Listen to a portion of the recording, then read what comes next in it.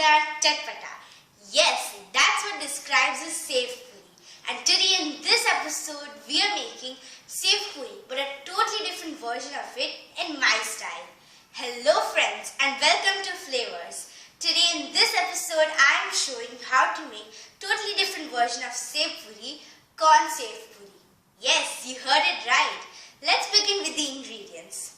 We have a couple of ingredients over here, including a few vegetables. So I have half a cup of corn, half a cup of cabbage, 2 tablespoons of coriander leaves, 2 tablespoons of tomato, 1 tablespoon of green chutney, a bit of sev, 1 tablespoon of sweet chutney, imli chutney, half teaspoon of jeera powder, cumin powder, a pinch of rock salt, half teaspoon of red pepper, chaat masala, just a bit for some taste, salt to taste, and 1 teaspoon of oil. So now let's begin making it. Let's on the gas. I'll put in the pan, and once the pan heats up, we'll add in 1 teaspoon of oil. Alright, so I added a teaspoon of oil. Next ingredient would be the tomatoes. We'll cook the tomatoes a bit till they soften. Now as you can see, the tomatoes have softened. It's been a minute. Next ingredient would be the cabbage, and we'll cook that as well. Alright, now you can see the cabbage has softened a bit. It has shrunk in size. Next we'll add in corn, and it's partly cooked, which means it's partly boiled.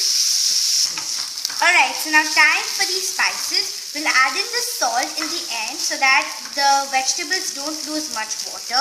So we'll begin with the jeera, half a teaspoon, that's it, a bit of rock salt, the nice taste, and then some chili flakes,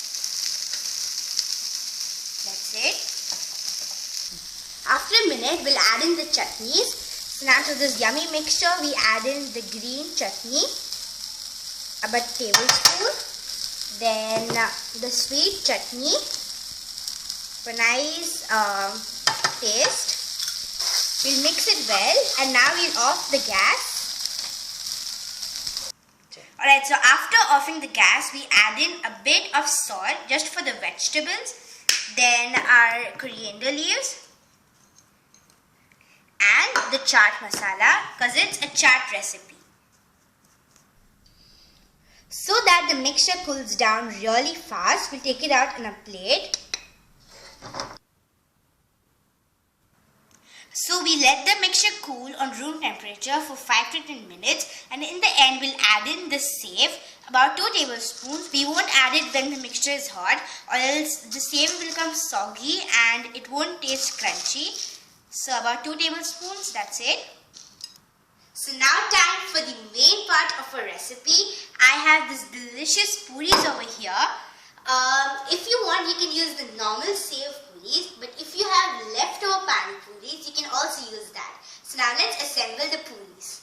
So I have got these puris over here, and I've pricked them already. I've pricked a hole in them already, and we'll fill it with the stuffing.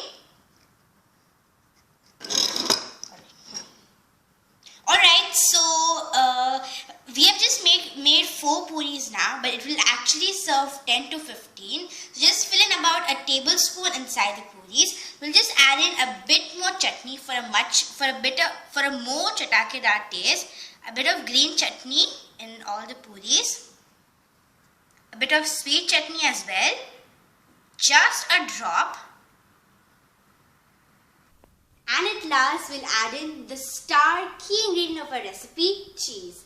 So we'll just top it up with cheese. Amazing. So this is grated processed cheese. You can even use cheddar cheese. Now time for presentation.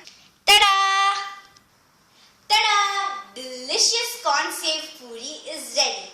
This is a really healthy and most tasty version of this. Do give this recipe a try and tell us how it turned out in the comment section below. And yes, we also have a Facebook page, www.facebook.com/flavours. Till then, it's me Sakshi signing off. Goodbye!